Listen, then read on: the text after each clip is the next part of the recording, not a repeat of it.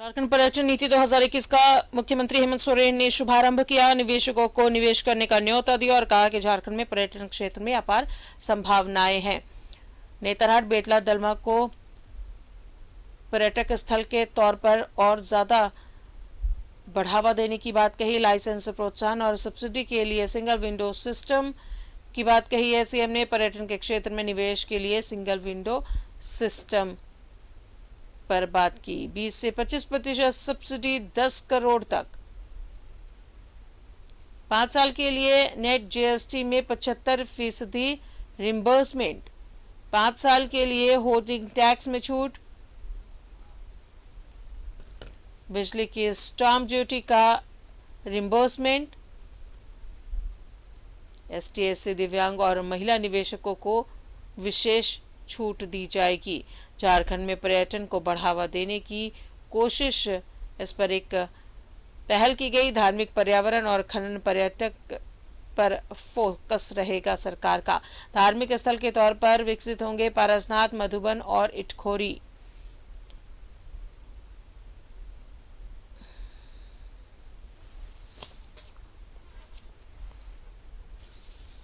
और सीधे जुड़ेंगे सहयोगी अंजनी हमारे साथ मौजूद है। अंजनी, झारखंड पर्यटन नीति 2021 का मुख्यमंत्री हेमंत सोरेन ने शुभारंभ किया। निवेशकों को न्योता दिया और टूरिज्म के क्षेत्र में बढ़ावा देने की बात कही।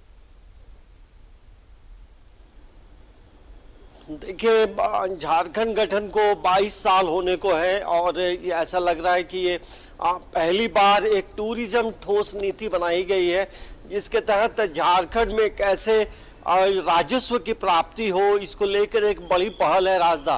देखिए, झारखंड को आप पूरे झारखंड की जो टोपोग्राफी देखेंगे तो उसमें टूरिज्म सेक्टर के अलग अलग सेक्टर जरूर है, जिसे एक बेहतरीन कॉरिडोर के तौर पे सरकार जो है बनाना चाहती है। और यही वजह है कि कल दिल्ली में टूरिज्म नीति जो है 2021 वहाँ लॉन्च किया गया, जहाँ काफ़ी संख्या में जो निवेशक थे वो पहुँचे थे। निवेशकों को लेकर जो पहल है उसमें आप देखेंगे कि कई जो योजनाएं जो सरकार ने बनाई है उसमें उन्हें जो निवेशक होंगे उन्हें कई तरह की राहत देने की भी बात कही गई है। और जो सबसे पहले निवेश करेगा उसे सरकार, राज्य सरकार की तरफ से एक बड़ा पैकेज होगा जो उसके लिए जो निवेशक हैं उनके लिए काफ़ी फायदेमंद हो सकता है। देखिए, झारखंड की जो टोपोग्राफी है उसमें अलग अलग सेक्टर को यदि हम देखते हैं तो वो टूरिज्म के लिए बड़ा अच्छा माना जाता है। जैसे आप रिलीजियस टूरिज्म की बात करेंगे, रिलीजियस कॉरिडोर की बात करते हैं तो छिन्नमस्तिका है, रामगढ़ में है, इटखोरी जो चतरा में है उसको आप देख सकते हैं। इसके साथ साथ पारसनाथ में जो मंदिर है जो पहाड़ पे बसा है, तो इन क्षेत्रों को लेकर एक बड़ा कॉरिडोर बनाया जा सकता है, जिससे राज्य सरकार को जो है राजस्व की प्राप्ति हो सकती है।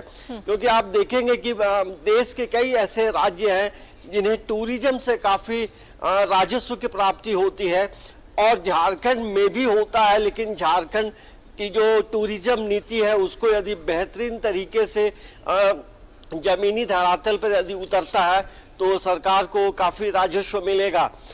टूरिज्म कॉरिडोर के परिप्रेक्ष्य में देखेंगे तो बेतला का जो फॉरेस्ट है वो टूरिज्म का बड़ा केंद्र माना जाता है। नेतरहाट है और इसके बाद देखेंगे दलमा की जो पहाड़ी है, इन क्षेत्रों में जो नेचुरल ब्यूटी है उसे देखने के लिए लोग दूसरे राज्यों में जाते हैं और यहाँ जो प्लानिंग यदि हो रही है और निवेशक आएंगे तो इन क्षेत्रों में बेहतरीन तरीके से निवेश करेंगे।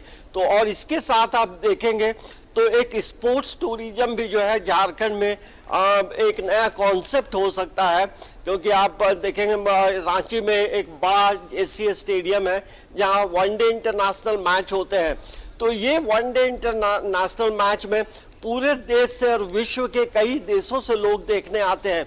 तो हमारा जब जो ये टूरिज्म जो पॉलिसी 2021 है इसको हम बेहतरीन तरीके से जोड़ेंगे तो जाहिर सी बात है कि इससे राज्य सरकार को फायदा होगा और विश्व के मानचित्र पर झारखंड की एक अपनी पहचान भी बनेगी। और ऐसे भी काफ़ी संख्या में जो टूरिस्ट हैं, पश्चिमी बंगाल की हो या बिहार के, ये लोग काफ़ी संख्या में रांची आते हैं। जैसे आप देखेंगे जो नेतरहाट है, इसके अलावे अलग अलग जगहों में जो बड़े बड़े फॉल्स हैं, दसम फॉल है, हुंडरू फॉल्स है, तो इनको देखने के लिए भी काफी संख्या में लोग आते हैं। तो एक बेहतरीन यदि पॉलिसी बनती है और जिसको जमीनी धरातल पे उतारने के लिए मुख्यमंत्री हेमंत सोरेन दिल्ली में है, तो हमें लगता है कि इससे बेहतरीन जो अवसर है वो कभी नहीं हो सकता है। और इसमें मुख्यमंत्री हेमंत सोरेन ने ये भी कहा कि जो महिला हैं या जो दिव्यांग जो निवेशक होंगे उन्हें पहली प्राथमिकता भी दी जाएगी। तो हमें लगता है कि एक ठोस जो टूरिज्म नीति है वो बनाई गई है और इसको अब देखना ये होगा कि जो निवेशक, कितने निवेशक आते हैं और निवेशक आएंगे तो जाहिर सी बात है एक बड़ा जो मानचित्र है झारखंड का, उसमें अलग अलग सेक्टर में रोजगार के अवसर जुड़ेंगे यदि निवेशक आते हैं तो। क्योंकि आप देखेंगे कई ऐसे स्पॉट हैं जहां पे अभी भी बड़े बड़े होटल्स नहीं है और वहां इन चीज़ों की व्यवस्था यदि बेहतरीन तरीके से होती है तो एक बड़ा वर्ग समूह जो होगा उन्हें रोजगार भी मिलेगा। इसके साथ साथ आप देखेंगे जो लोकल टूरिज्म को भी जो है एक बड़ा मौका मिलेगा। और जिस तरह से झारखंड में आप जमशेदपुर की बात करें, धनबाद की बात करें, हजारीबाग की बात करें, तो कुछ ऐसे सेक्टर हैं जहां पे अभी भी जो हिस्टोरिकल प्लेसेस हैं उसे देखने के लिए लोग दूर से आते हैं। आप दुमका की बात करेंगे तो दुमका भी एक बड़ा जो टूरिज्म का जो मलूटी मंदिर है उसे भी देखने के लिए लोग काफी दूर से आते हैं। और उससे भी बड़ी बात है कि जो देवघर में बाबा बैजनाथ है वो देखिए अब एयरलाइन से भी कनेक्ट हो गया है, तो पूरे झारखंड में एयर की कनेक्टिविटी भी बहुत अच्छी है। रोड की बात करेंगे, रोड भी पहले से काफी अच्छी हो गई है। तो कुल मिलाकर यदि जो पूरे टूरिज्म नीति को देखेंगे तो जो निवेशक आएंगे उनके लिए कई अलग अलग राहत भी दी गई है। तो ये राहत हमें लगता है झारखंड का जो टूरिस्ट इलाका है उसका नक्शा भी बदला जा सकता है।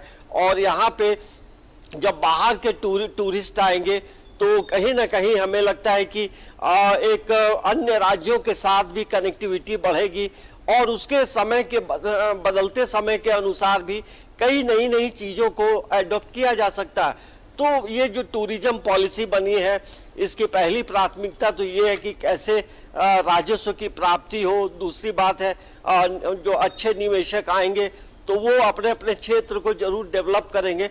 तो ये कहा जा सकता है कि ये टूरिज्म पॉलिसी जो है झारखंड के लिए एक बड़ी योजना लेकर आई है।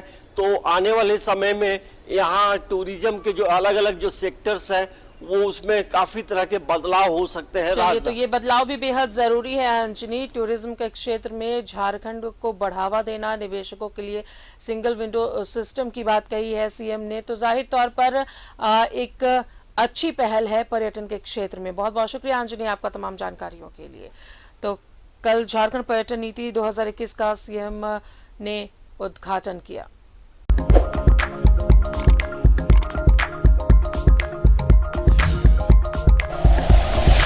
Like and share videos, subscribe करें हमारा चैनल और प्रेस करें बेल आइकॉन। News 11 भारत, सच है तो दिखेगा।